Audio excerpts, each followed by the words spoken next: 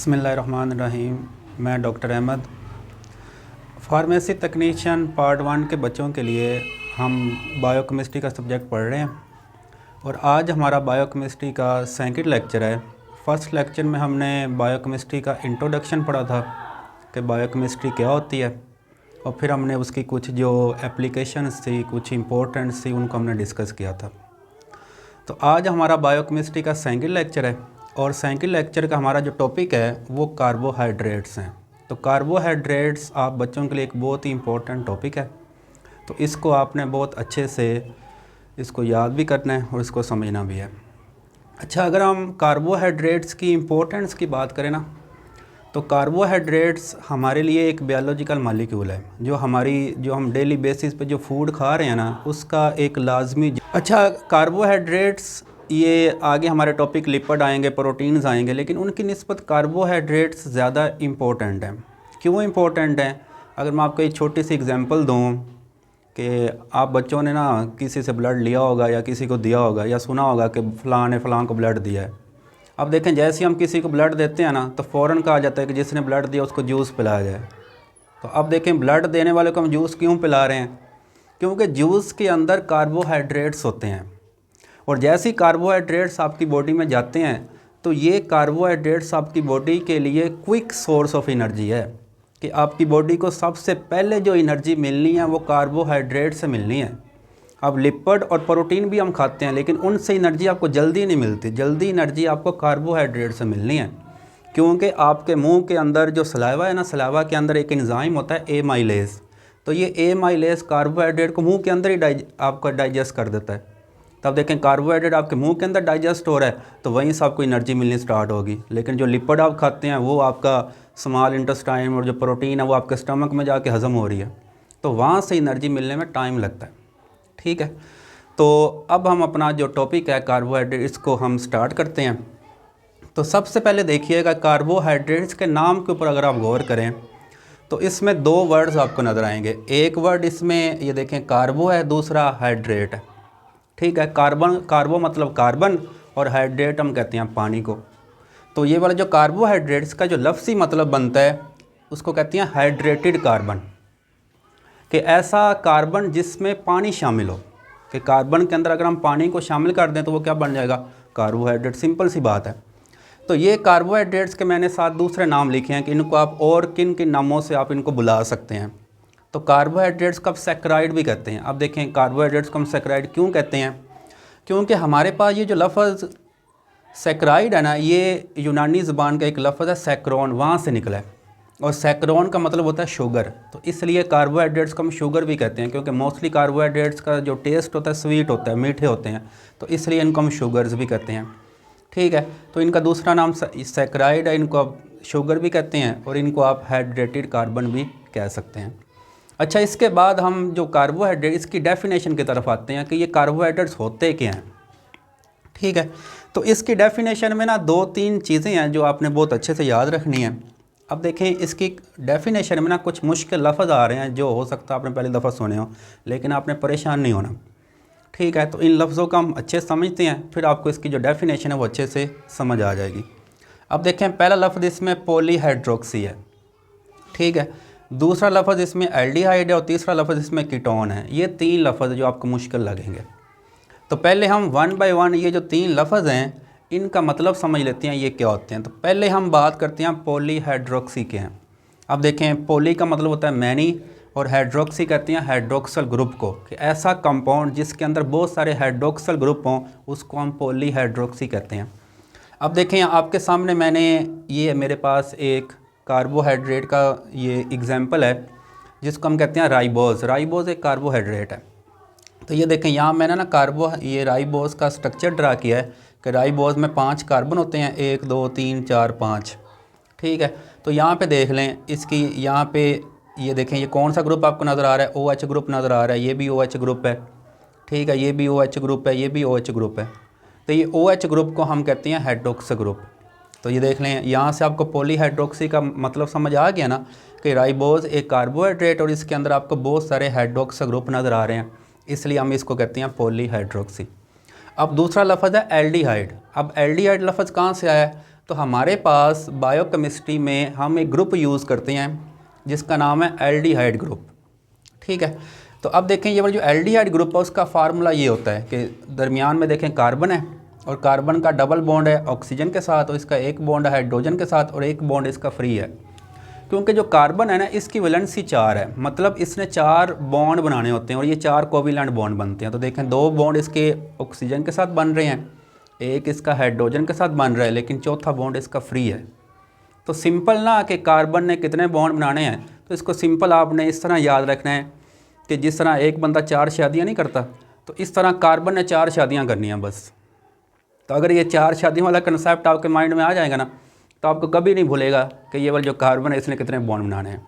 तो सिंपल इसने 4 बॉन्ड बनाने, इसने 4 शादियाँ करनी हैं बस, और किसी को एक भी नहीं होती। तो अब यहाँ पे देखें, जिसके अंदर ये वाला जो ग्रुप लगा होगा ना एल्डिहाइड ग्रुप, ठीक है, तो उसको हम कह देंगे ये एल्डिहाइड है। और दूसरा देखें कीटोन, कीटोन एक और ग्रुप है, इसको कहते हैं कीटो ग्रुप। अब देखें कीटो ग्रुप में कार्बन का, ये इसका फार्मूला है कीटो ग्रुप का, कार्बन का देखें ऑक्सीजन के साथ डबल बॉन्ड है लेकिन इसके साथ दोनों बॉन्ड फ्री हैं।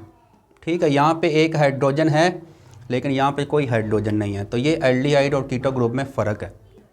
ठीक हो गया। तो अब देखें, आप तीनों लफ्ज़ों का मतलब आपको समझ लग गया कि पॉलीहाइड्रोक्सी जिसके अंदर बहुत सारे हाइड्रोक्सी ग्रुप हों, एल्डिहाइड जिसमें एल्डिहाइड ग्रुप लगाओ उसको एल्डिहाइड कह देंगे, और कीटोन जिसमें कीटो ग्रुप लगाओ उसको हम कीटोन कह देंगे। ठीक है, तो अब देखें कि ये ऐसे कंपाउंड्स हैं जो पॉलीहाइड्रोक्सी एल्डिहाइड हो सकते हैं या कीटोन हो सकते हैं, या इसके अलावा कोई भी कॉम्प्लेक्स चीज़ हो सकती है। ठीक है, विच ऑन हाइड्रोलिसिस, कि जब हम इन कंपाउंड्स को तोड़ेंगे ना, हाइड्रोलिसिस का मतलब ही तोड़ना होता है।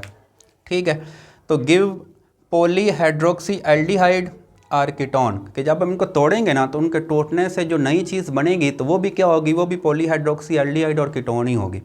जिस तरह मैं आपको एग्जांपल दूं, हमारे पास स्टार्च एक कार्बोहाइड्रेट है, लेकिन स्टार्च को जब हम तोड़ें तो उसमें से ग्लूकोज निकलते हैं। अब देखें, स्टार्च भी पॉलीहाइड्रोक्सी एल्डिहाइड या कीटोन है और ग्लूकोज भी क्या है, पॉलीहाइड्रोक्सी एल्डिहाइड या कीटोन है।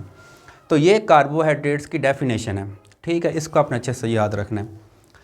अच्छा, उसके बाद हम बात करते हैं कि हमारे पास जो कार्बोहाइड्रेट्स होते हैं इनका एक जनरल फार्मूला है। तो इसका जनरल फार्मूला हम इस तरह लिखते हैं CxH2O होल Y। ठीक है, कि यहाँ पे जो X है ना, X शो करता है नंबर ऑफ़ कार्बन्स को, कि एक कार्बोहाइड्रेट के अंदर कितने कार्बन्स होते हैं। ठीक है, तो हमारे पास जितने भी कार्बोहाइड्रेट्स हैं ना, उसमें जो मिनिमम नंबर होगा ना कार्बन का, वो 3 होता है। मतलब 3 से कम वाला कार्बोहाइड्रेट दुनिया में आइडेंटिफाई नहीं हुआ, या दुनिया में डिस्कवरी नहीं हुआ। ठीक है, जो मिनिमम जो कार्बोहाइड्रेट है जिसमें मिनिमम जो नंबर ऑफ़ कार्बन है वो 3 है, और लेकिन 3 से लेकर मैनी थाउजेंड तक हो सकते हैं, और बहुत सारे कार्बोहाइड्रेट ऐसे हैं जिसमें हज़ारों तक कार्बन होते हैं। ठीक है, लेकिन ये वाला जो Y है, Y किसको शो कर रहा है, H2O के, इस कार्बोहाइड्रेट्स के अंदर जो पानी है इसके कितने मालिक्यूल्स हैं।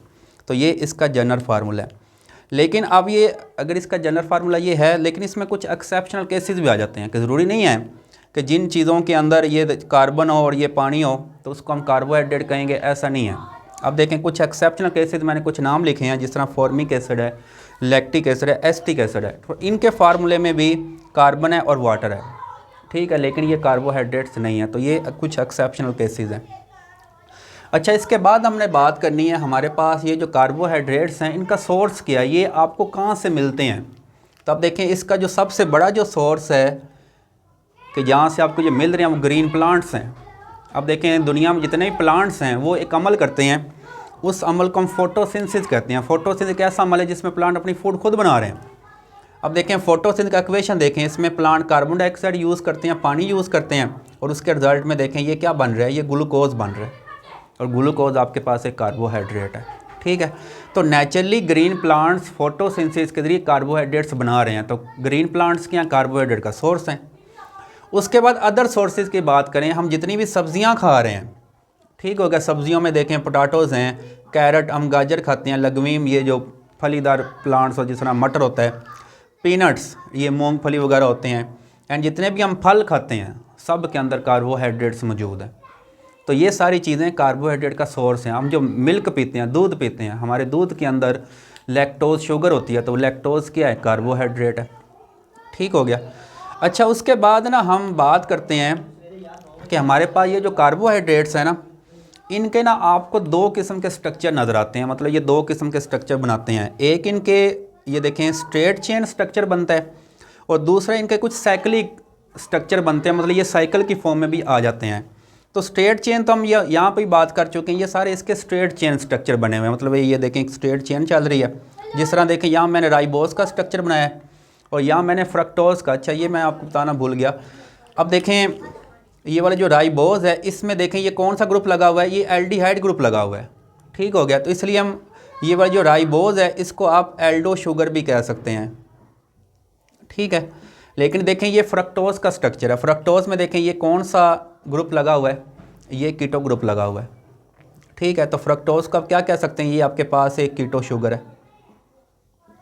ठीक है, तो यहाँ से भी आपको पता चल जाएगा कि जिसमें ये देखें एल्डिहाइड ग्रुप लगाओ उसको हम एल्डो शुगर कहेंगे और जिसमें कीटो ग्रुप लगाओ उसको हम क्या कह दें, कीटो शुगर कह देंगे। ठीक हो गया, और बाकी सिंपल आपने एक साइड पे देखें हाइड्रोक्सा ग्रुप लगाना है और दूसरी साइड पे आपने हाइड्रोजन लगाना है, बस सिंपल। तो ये इसका स्ट्रक्चर बन जाएगा। तो देखें यहाँ पे मैंने जो स्ट्रेट चेन स्ट्रक्चर बनाया ये ग्लूकोज का बनाया है। ग्लूकोज भी देखें यहाँ पे कौन सा ग्रुप लगा हुआ है, ये एल्डिहाइड ग्रुप है, तो ग्लूकोज भी क्या एक एल्डो शुगर है। तो देखें ग्लूकोज में 6 कार्बन होते हैं, ये पहला है, ये दूसरा है, तीसरा, चौथा, पाँचवा और ये छठा है। तो देखें एक साइड पे OH है, दूसरी साइड पे H है, तो बस आप लगाते जाएँ और ये ग्लूकोज का स्ट्रेट चेन बन जाएगा। लेकिन यहाँ पे ना हम साइक्लिक जो स्ट्रक्चर है कार्बोहाइड्रेट का वो बनाते हैं। तो ये स्ट्रक्चर आपने बनाना है ग्लूकोज का। अब देखें ग्लूकोज का जब हम साइक्लिक स्ट्रक्चर बनाते हैं तो बड़ा सिंपल सा है। आपने करना क्या है, आपने सिंपल देखें यहाँ पे एक लाइन लगानी है। ठीक है, हॉरिजॉन्टल लाइन लगानी है और यहाँ पे आपने ऑक्सीजन रख लेनी है। ठीक है, फिर आपने 2 लाइनें ये देखें साइडों पे लगा देनी है, इस तरह साइडों पे, और फिर आपने 2 लाइनें अंदर को लगा देनी है ऐसे, और फिर आपने एक लाइन से इनको मिला देना। तो ये देखें ये एक साइक्लिक स्ट्रक्चर बन गया ग्लूकोज का। देखें यहाँ पे क्या होगा, यहाँ पे कार्बन 1 होगी, यहाँ पे 2, यहाँ पे 3, 4, ठीक है, यहाँ पे 5 और यहाँ पे कार्बन 6 होगी।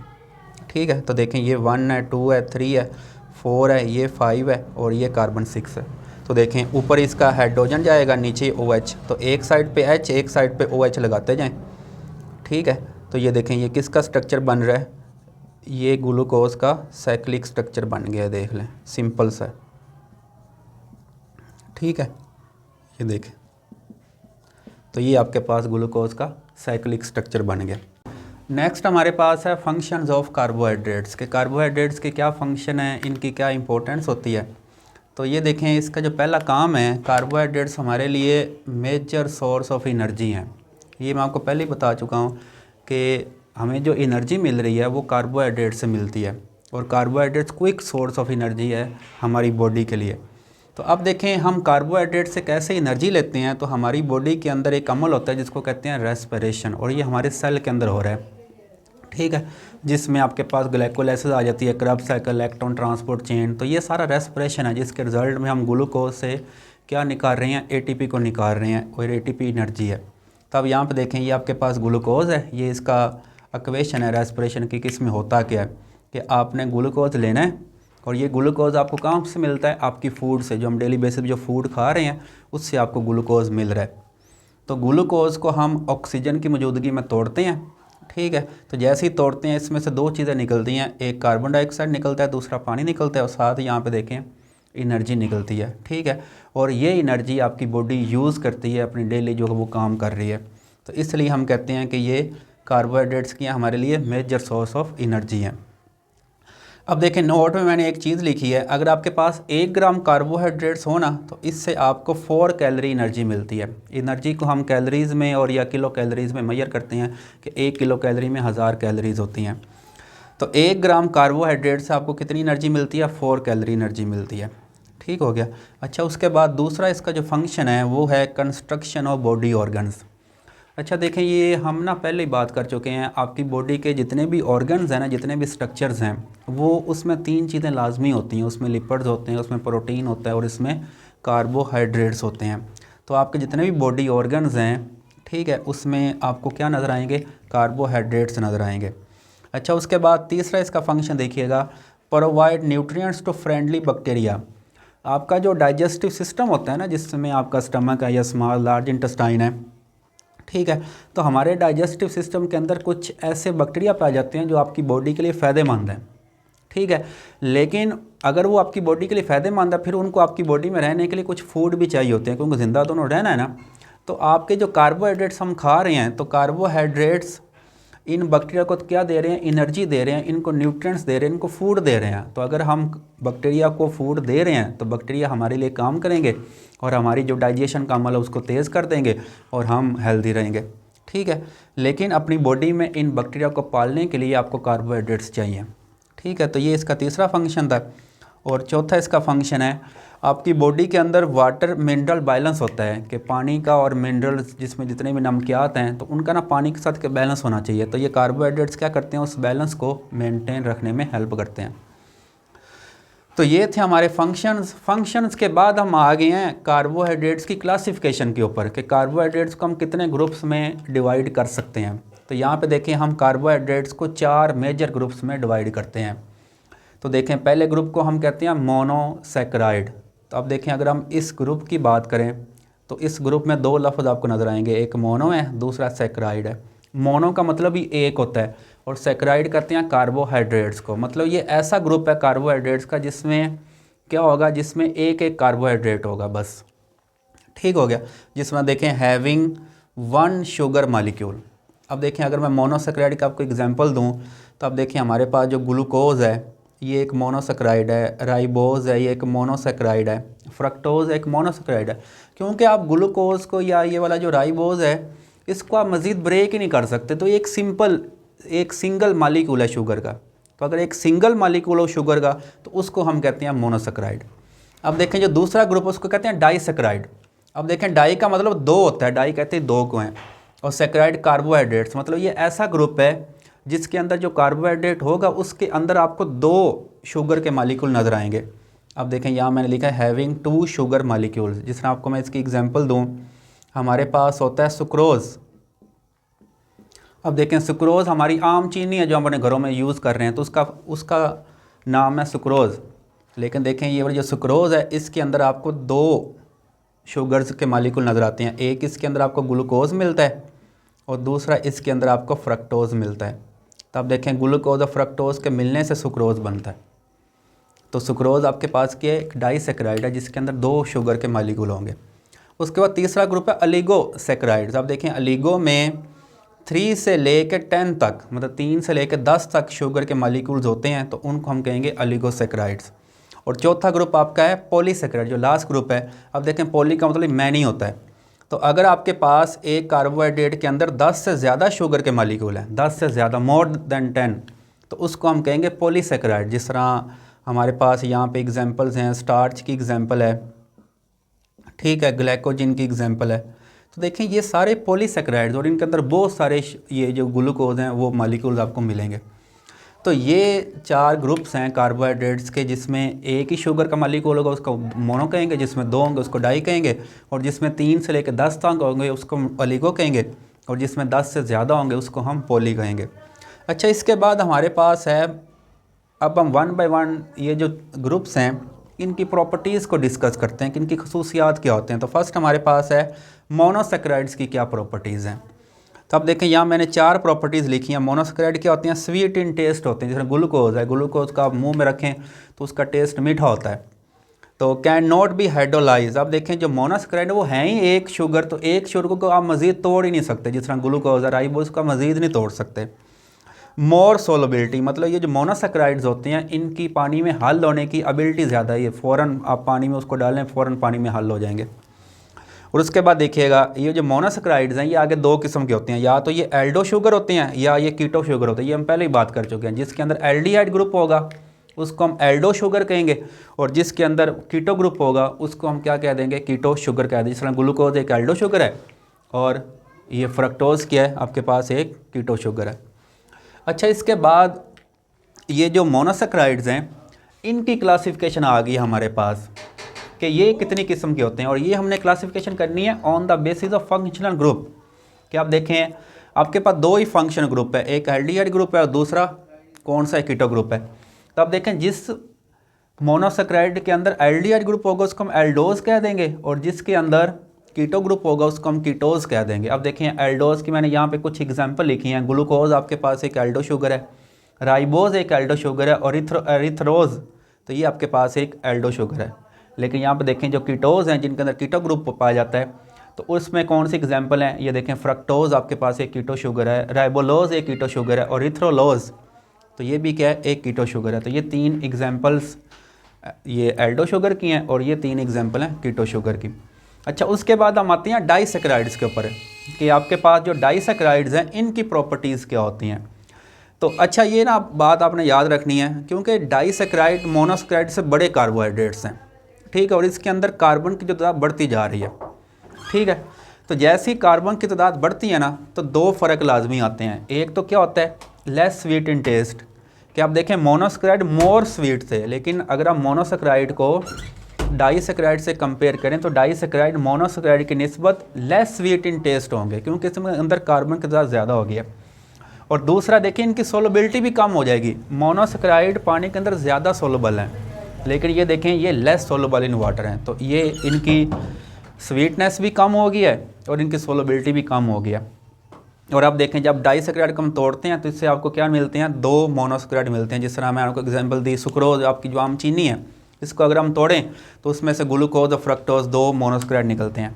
और उसके बाद देखिएगा ये क्लासिफिकेशन है डाइसैकेराइड्स की। अब देखें डाइसैकेराइड्स को हम 2 ग्रुप्स में डिवाइड करते हैं, एक होमोजीनस है और दूसरा हेटेरोजीन। होमो का मतलब ही सेम होता है। अब देखें आपके पास माल्टोज एक डाइसैकेराइड है, लेकिन अगर हम माल्टोज को ब्रेक करें तो यहाँ से 2 ग्लूकोज के मॉलिक्यूल निकलेंगे। Glucose plus glucose is equal to maltose. तो अब देखें माल्टोज को आपने तोड़ा और इसमें से 2 ग्लूकोज के मॉलिक्यूल निकले, 2 ग्लूकोज के मॉलिक्यूल के आपस में सेम है, तो इसको हम क्या कहेंगे, ये होमोजीनस है। लेकिन हेटेरो का मतलब डिफरेंट होता है कि यहाँ पे आपके पास जो डाइसैकेराइड है इसको अगर आप ब्रेक करेंगे तो उसके टूटने से 2 जो मोनोसैकेराइड निकलेंगे वो डिफरेंट होंगे। जिस तरह मैंने आपको यहाँ पे एग्जांपल दी सुक्रोज की, तो सुक्रोज को अगर आप ब्रेक करें तो एक आपका मोनोसैकेराइड फ्रक्टोज होगा और दूसरा क्या होगा, ग्लूकोज होगा। ग्लूकोज डिफरेंट है, फ्रक्टोज डिफरेंट है, तो ये आपके पास किसकी एग्जांपल आ जाएगी, हेटेरोजेनस। इसके बाद हम बात करते हैं प्रॉपर्टीज़ ऑफ ओलिगोसैकेराइड्स की। तो अगर हम ओलिगोसैकेराइड्स की प्रॉपर्टीज़ की तरफ आएँ तो जब हम ओलिगोसैकेराइड को तोड़ते हैं, ये आपको पहले ही पता है, तो 3 से लेकर 10 तक मोनोसैकेराइड निकलते हैं। और अगर आप इनकी सोलबिलिटी की बात करें, इनकी भी सोलबिलिटी कम होती जाएगी मोनोसैकेराइड और डाइसैकेराइड की निस्बत, ठीक हो गया। और उसके बाद इनकी जो स्वीटनेस है, तो इनका जो टेस्ट है, स्वीटनेस है, वो भी कम होती जाएगी। अच्छा, उसके बाद ये वो जो ओलिगोसैकेराइड्स हैं ये हमारे लिए ना फिजियोलॉजिकली इतने इंपॉर्टेंट नहीं है, ठीक है, और ना ही इतना इनका हमारी बॉडी में रोल है, इसलिए इनको हम ओलिगोसैकेराइड ज़्यादा डिस्कस नहीं करते।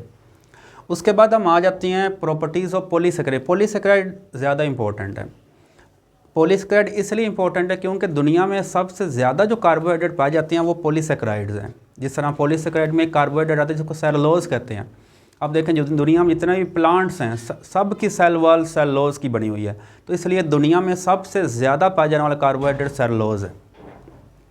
तो अगर हम पॉलीसैकेराइड्स की प्रॉपर्टीज़ की बात करें तो ये सबसे बड़े कार्बोहाइड्रेट्स हैं, तो इसलिए ये क्या होंगे, टेस्टलेस हो जाएंगे, मतलब इनकी जो स्वीटनेस बिल्कुल ख़त्म हो जाएगी, इनका कोई टेस्ट नहीं होगा। और उसके बाद अगर हम इनकी सोलबिलिटी की बात करें, स्पैरेंगली सोलबल इन वाटर, बहुत ही कम पानी में हल होंगे, ज़्यादातर तो पानी में हल होंगे ही नहीं। जिस तरह ग्लाइकोजन है, ठीक है, सेलुलोज पानी में हल नहीं होते, लेकिन अगर होंगे भी तो बहुत ही कम मिकदार में। तो उसके बाद हमारे पास ये जो पॉलीसैकेराइड्स हैं इनकी एग्जांपल्स आ जाती हैं कि सेलुलोज इसकी एग्जांपल है, स्टार्च इसकी एग्जांपल है, ग्लाइकोजन इसकी एग्जांपल है। अब देखें प्लांट की जो सेल वॉल और सेलुलोज की बनी होती है, स्टार्च जिस तरह हम ये पोटैटो आलू खाते हैं, आलू के अंदर स्टार्च होता है। अच्छा, आपने एक बात नोट की होगी, ये जो नए आलू होते हैं तो इनका आप कह सकते हैं इतना टेस्ट नहीं होता, तो ये इतने मीठे नहीं होते। लेकिन आपने देखा होगा जैसे ही आलू पड़े होते हैं हम कहते हैं ये पुराने आलू हो गए, और पुराने आलू मीठे हो जाते हैं। तो अब देखें पुराने आलू क्यों मीठे हो जाते हैं, क्योंकि आलू के अंदर स्टार्च, और स्टार्च टेस्टलेस है। तो जैसे ही आपने आलूओं को रखा तो उसके अंदर जो स्टार्च वो टूटना शुरू हो जाती है, तो जैसे ही वो टूटती है वो ग्लूकोज में कन्वर्ट होती है, ग्लूकोज का टेस्ट स्वीट होता है, तो इसलिए आपको आलू मीठे लगने शुरू हो जाते हैं, और मीठे आलू हम पसंद भी नहीं करते। तो उसके बाद देखिए ये ग्लाइकोजन, तो ग्लाइकोजन जितने भी जानवर हैं ना उनके सब के जो मसल्स हैं ना, हमारे जो मसल्स हैं जिनको हम गोश्त कहते हैं, जो हम खाते हैं, तो हमारे मसल्स के अंदर ये ग्लाइकोजन स्टोर होती है, ठीक हो गया। फिर ये ग्लाइकोजन टूटती है ग्लूकोज में, फिर ग्लूकोज को हम तोड़ते हैं, उसमें से एनर्जी निकलती है। तो ये सेलुलोज, स्टार्च, ग्लाइकोजन, ये तीनों किसकी एग्जांपल्स हैं, पॉलीसैकेराइड्स। अच्छा, इसके बाद ये जो पॉलीसेकेराइड्स हैं इनकी क्लासिफिकेशन पे आ जाते हैं। तो पॉलीसेकेराइड्स को हम दो ग्रुप्स में डिवाइड करते हैं, एक को कहते हैं होमोपॉलीसेकेराइड और दूसरे को हम कहते हैं हेट्रोपॉलीसेकेराइड। अब देखें इसके नाम ज़रा, होमो कहते हैं सेम को, कि ये ऐसे पॉलीसेकेराइड हैं जिनको हम तोड़ेंगे तो उनमें से एक ही किस्म के मालिक्यूल निकलेंगे। जिस तरह देखें yield one type of monosaccharide, yield का मतलब होता है देना या पैदा होना, कि यहाँ से एक ही किस्म के मोनोसेकेराइड निकलेंगे। अब देखें यहाँ मैंने एग्जांपल दिया, स्टार्च या ग्लाइकोजिन है। आप स्टार्च को तोड़ें तो सारे ग्लूकोज के मालिक्यूल निकलेंगे, आप ग्लाइकोजिन को तोड़ेंगे तो सारे ग्लूकोज के मालिक्यूल्स ही निकलेंगे। तो ये आपके पास होमोपॉलीसेकेराइड्स की एग्जांपल्स हैं, स्टार्च और ग्लाइकोजिन। अच्छा, इसके बाद हेट्रो कहते हैं डिफरेंट को। तब देखें अगर आप इनको तोड़ेंगे तो यहाँ से देखें टू टाइप्स ऑफ मोनो, दो डिफरेंट किस्म के मोनोसेकेराइड निकलेंगे। अब देखें इसमें एग्जांपल्स हैं, म्यूसिलेज की एग्जांपल और हेमिसेलुलोज की एग्जांपल है। तो अगर आप इसको तोड़ेंगे तो दो डिफरेंट किस्म के मोनोसेकेराइड निकलेंगे, और हेमिसेलुलोज को तोड़ेंगे तो देखें मैनोज एक निकलेगा, दूसरा गैलेक्टोज है। तो यहाँ पे देखें दो डिफरेंट हमारे पास मोनोसेकेराइड निकले हैं, तो ये किस में आएंगे, हेट्रोपॉलीसेकेराइड में। तो ये हमारा आज का जो लेक्चर था ये हमारा था कार्बोहाइड्रेट्स के ऊपर।